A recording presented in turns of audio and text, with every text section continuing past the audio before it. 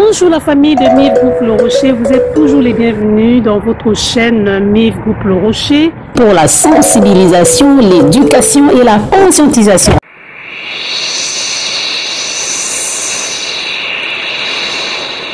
Je viens de voir que certains présidents africains ont envoyé les avions pour rapatrier leurs ressortissants. Alors, encore une fois, nous avons ce sérieux problème d'organisation qui nous manque à nous, Africains. Pourquoi nous ne faisons pas front commun?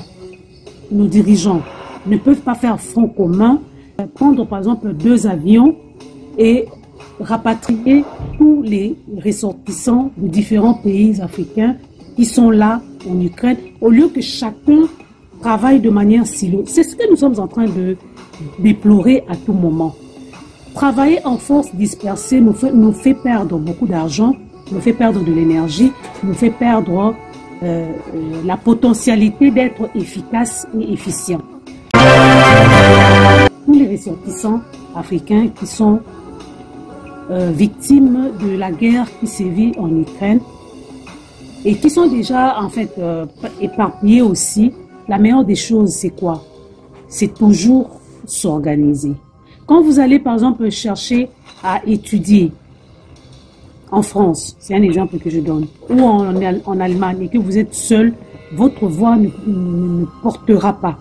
Mais si vous vous constituez ensemble, en collectif, et vous soumettez votre demande, par exemple d'asile, vous dites nous avons quitté notre pays pour des raisons d'études en Ukraine. Nous ne pouvons pas étudier maintenant. Est-ce qu'il y a moyen de nous accorder un statut qui puisse nous permettre d'étudier là où nous nous sommes établis? Étant constitué en collectif, votre voix portera beaucoup plus que si vous allez faire une demande de manière individuelle. Si vous voulez vraiment réussir dans ce challenge, la meilleure des choses, c'est de vous mettre ensemble et de soumettre votre demande ensemble. Vous tous qui avez le même cas, la même problématique. La difficulté, c'est que chacun pense de son côté.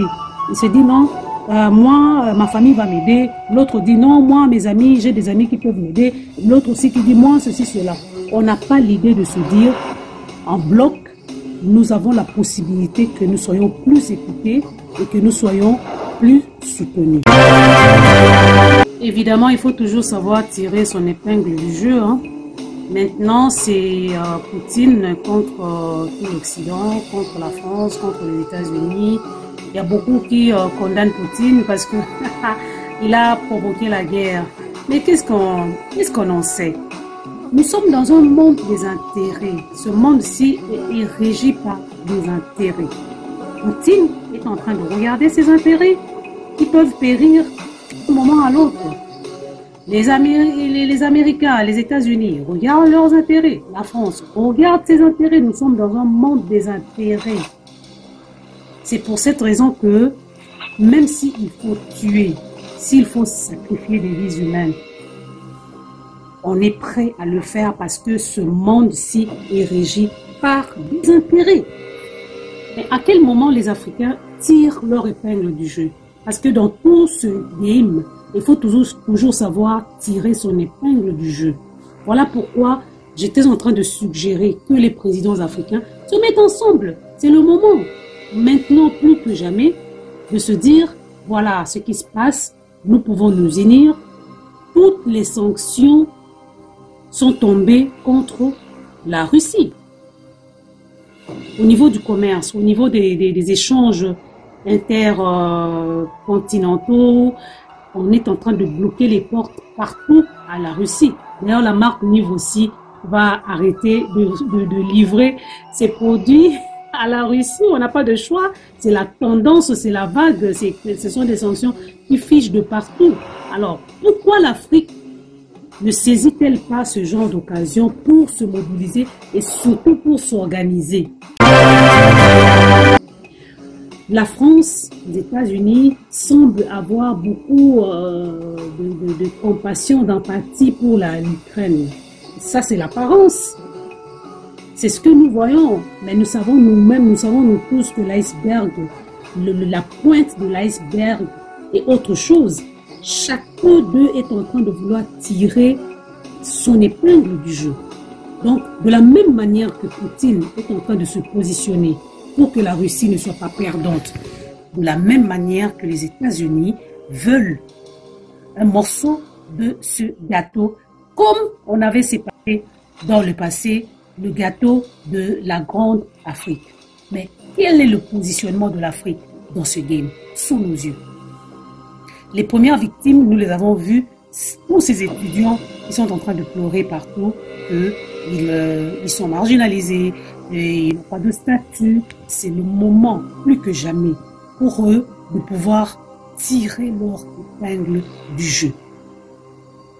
Et la meilleure manière de le faire, c'est d'être en mesure de trouver des arguments communs, faire un front commun pour gagner dans ce game. Parce qu'il ne s'agit que d'un game. Malheureusement, un game qui va aller toucher des vies humaines. Les capitalistes, ils s'en foutent éperdument. Alors, le game est mortel. Soit on gagne, soit on perd. Voilà pourquoi il est temps pour les Africains, les Noirs, d'ouvrir les yeux. Parce qu'on est les plus abandonnés dans cette histoire. Il y a eu la guerre pendant des années au Congo. On n'a pas vu des frontières s'ouvrir de cette manière. On a eu la guerre, on peut citer beaucoup de pays d'Afrique. On voit des bateaux aujourd'hui, des bateaux qui entrent à Lampedusa, en Italie. On ferme même des voies aériennes pour tous ces Noirs qui veulent immigrer. Il n'y a aucune compassion, aucune empathie. Mais quand la Syrie a été en danger, et maintenant l'Ukraine est en danger, on voit cet élan de solidarité. Est-ce que l'Afrique voit ou ne voit pas? Est-ce que de ce game mortel, l'Afrique sortira gagnant? C'est aux Africains et aux Noirs d'ouvrir les yeux et d'agir en collectif pour y sortir gagnant. À bon entendeur, salut. Tout ne peut pas se dire de manière crue. Mais lorsque le prêtre prêche et qu'il finit, il dit « Celui qui a les oreilles pour entendre, qu'il entende. » À la prochaine. Et en passant, la marque Mivela, les bijoux, boucles d'oreilles, colliers, bracelets, voilà. Tout ça de la marque Miv avec la bague. On attend vos commandes. À la prochaine.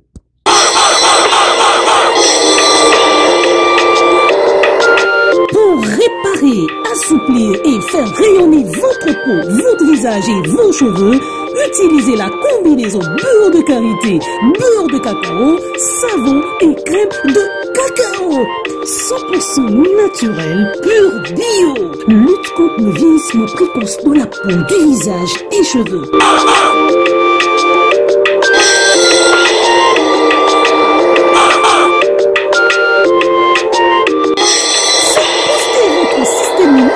Grâce à la saveur délicieuse de la poudre de cacao. Le tout chez Lois M Bio. Passez rapidement vos commandes au 225 07 89 910 226.